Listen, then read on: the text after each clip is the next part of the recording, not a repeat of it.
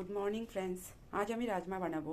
তো রাজমার সাথে হবে আমার লুচি, ব্রেকফাস্ট। তো রাজমা বানানোর জন্য আমি কিছু রাজমা নিয়েছি। এইটাকে আমি রাত্রে জলে ভিজিয়ে রেখেছি।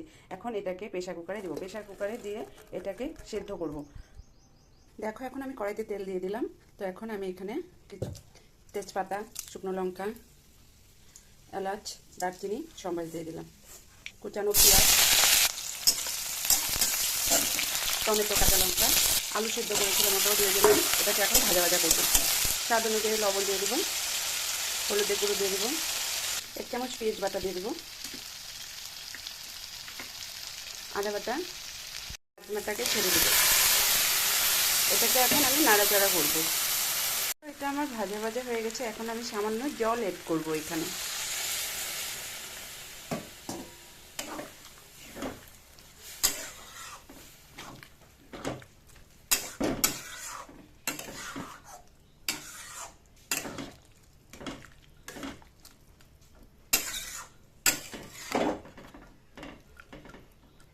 এটা এখন যে পর্যন্ত না ফুটবে ততক্ষণ আমি নামাবো না। 5 থেকে 10 মিনিট এটাকে আমি ফুটাবো।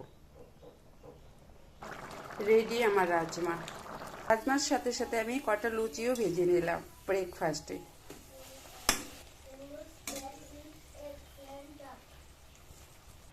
রেডি আমার ব্রেকফাস্ট। যদি তোমাদের ভালো লেগে থাকে তাহলে প্লিজ লাইক কমেন্ট করবে। থ্যাংক ইউ, অ্যান্ড প্লিজ সাবস্ক্রাইবও করে দেবে।